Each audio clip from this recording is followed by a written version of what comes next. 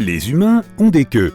Ok, ça sonne bizarre, je sais, mais c'est vrai. Pendant que notre corps se forme encore dans l'utérus, vers le 31e ou le 35e jour, on peut vraiment commencer à la voir. À ce moment précis, tu as une queue. Elle est à l'intérieur de toi.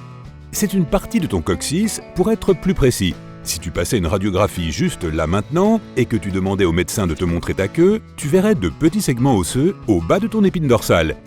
Nous avons perdu nos queues au cours de décennies d'évolution. Imagine que nous ayons encore nos queues. Il faudrait redessiner les pantalons, ils auraient peut-être un trou spécial ou même une poche pour notre queue. S'asseoir risquerait d'être un peu inconfortable, c'est le moins que l'on puisse dire. Nos ancêtres avaient aussi de la fourrure. Nous l'avons perdue il y a environ 1,2 million d'années. Tu penses peut-être que nous avons encore de la fourrure, c'est-à-dire nos poils actuels sur le corps, mais ce n'est rien comparé à ce que nous avions autrefois. Nous avions une fourrure épaisse comme celle des chimpanzés et des gorilles, car nous en avions besoin pour rester au chaud. Si tu vis dans un endroit glacial comme l'Alaska, tu pourrais être contrarié d'avoir perdu cette fourrure. Mais tu peux aussi voir les choses sous un autre angle. La perte de notre fourrure nous permet de profiter un peu plus des beaux jours. Lorsque nous vivions tous en groupe, nous partagions certaines choses qui n'étaient pas toutes positives. Il est possible que les humains ayant moins de poils ou de fourrure tombaient moins souvent malades parce qu'ils n'avaient pas autant de parasites sur eux comme les poux ou les tiques. C'est peut-être la raison pour laquelle nous avons évolué pour finalement perdre notre fourrure et devenir ce que nous sommes aujourd'hui. Bien que je doive admettre qu'avoir un système de chauffage intégré serait très utile en ce moment. Je n'aurais plus besoin de garder cette couverture sur mes jambes. Ah non, pas encore. Laisse-moi juste prendre une tasse d'eau pour faire partir ce hoquet. Ah, c'est beaucoup mieux. Ok, en réalité, ce n'est pas si facile de stopper le hoquet. Mais au fait, pourquoi est-ce si difficile de s'en débarrasser? Eh bien, cela pourrait être dû à une caractéristique étrange d'une évolution passée. Une théorie avance que le hoquet n'a plus de réelle utilité et que nous le faisons uniquement parce que nous descendons des amphibiens.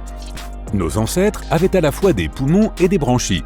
Lorsqu'ils allaient sous l'eau, l'entrée ou glotte de leurs poumons se fermait. Aujourd'hui, nous avons toujours ce mécanisme de fermeture de la glotte, mais il est inutile car nous ne vivons pas sous l'eau. Quelle injustice!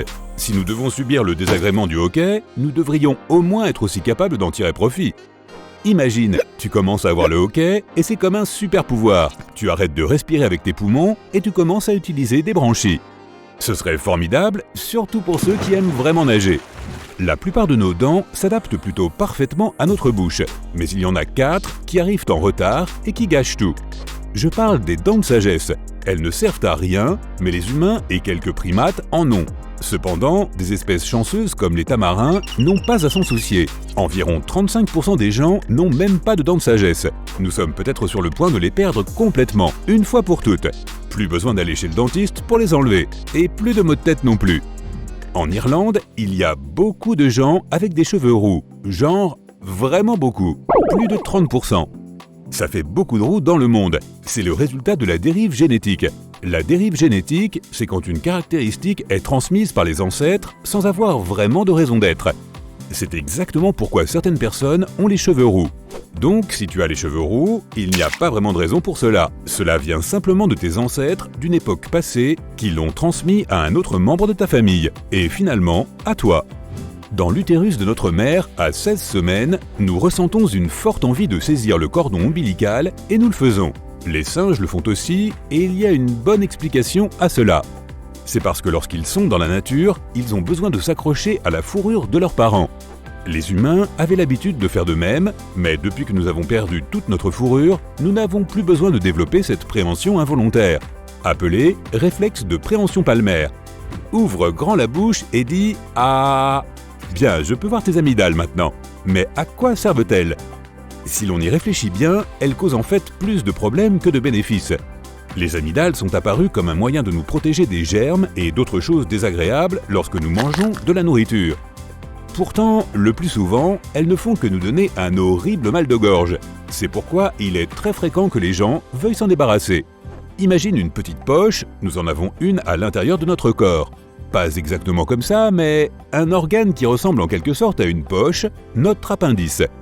Les scientifiques pensaient qu'il était complètement inutile, mais ont récemment découvert qu'il pouvait en fait servir à quelque chose. Pourtant, comme les amygdales, il cause souvent plus de problèmes que de bénéfices. Il n'est pas rare que les gens se fassent enlever l'appendice sans que cela n'ait de conséquences réelles. Il ne doit donc pas être si important que cela. Cela a peut-être aidé nos ancêtres dans le passé, mais les problèmes d'appendice peuvent donner un gros mal de ventre. Ok, tu sais comment certaines personnes peuvent bizarrement bouger leurs oreilles, comme ça. Moi, je ne peux pas le faire, mais toi, tu pourrais en être capable. Essaie par toi-même. Certains d'entre nous peuvent le faire parce que, comme les autres animaux, nous avons un muscle appelé le muscle auriculaire, mais il ne nous sert à rien. Les chats, en revanche, contrôlent assez bien leurs oreilles, si seulement nous pouvions apprendre d'eux. Ils regardent vers l'avant et détectent un bruit derrière eux sans bouger leur tête, juste leurs oreilles. C'est une compétence plutôt cool si tu veux mon avis. Tends ton bras aussi loin que tu peux, ta main aussi. Maintenant, connecte ton pouce à ton petit doigt. Tu verras peut-être une ligne apparaître sur ton poignet.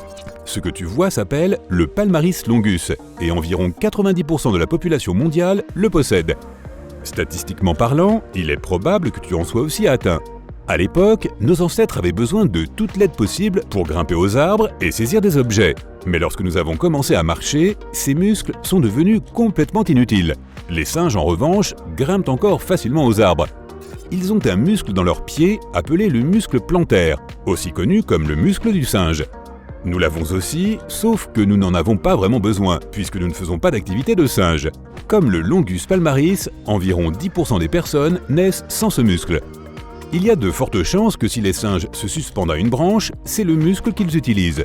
Si tu as envie de manger à 3 h du matin, c'est parce que tu as faim. Tu le sais probablement déjà, mais ce que tu ne sais pas, c'est que la faim a évolué comme un déclencheur qui nous pousse à chercher plus de nourriture.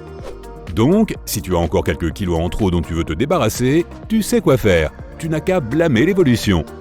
Nos ancêtres les plus affamés se seraient efforcés de chercher de la nourriture et auraient survécu pour nous transmettre cette caractéristique. Notre amour des collations sucrées, comme les délicieux biscuits au chocolat et le lait, est également dû à l'évolution. Nos papilles gustatives ont évolué, tout comme la faim, pour nous aider à trouver des aliments bénéfiques pour nous. Tu te promènes et tu es frappé par une brise fraîche. Comme tu ne portes qu'un t-shirt, tu décides de rentrer chez toi. Tu rentres dans la maison en claquant des dents et tu te rends compte que tu as aussi la chair de poule. Nous tenons cela de nos ancêtres à fourrure. Quand il faisait froid, ils avaient la chair de poule et leur fourrure se hérissait. Cela emprisonnait l'air et isolait leur corps, comme un joli manteau duveteux. Nous n'avons plus de fourrure, alors cela ne sert pas à grand-chose. L'évolution explique aussi pourquoi tu peux avoir la chair de poule quand tu as peur. Imagine, tu es un homme des cavernes dans la nature quand, soudain, un tigre te saute dessus. Il commence à grogner contre toi, pas d'inquiétude. Tes poils se hérissent et tu as l'air d'un géant. La grosse fourrure pointue intimide le tigre qui s'enfuit. Tu sais, en fait, on n'a pas besoin de 5 orteils. Tu fais la lessive et tes mains sont pleines. Ah, tu laisses échapper une serviette. Qu'est-ce que tu fais? Tu la ramasses avec tes pieds, bien sûr. Cela est possible grâce à notre 5e orteil, mais nous pourrions facilement nous en passer. Comme nous marchons debout et que nous n'avons pas besoin de sauter de branche en branche, cet orteil est pratiquement inutile. Nous pouvons très bien marcher et même courir avec 4 orteils, peut-être même moins. Alors qui sait, peut-être qu'à l'avenir, les humains n'auront que 4 orteils à chaque pied.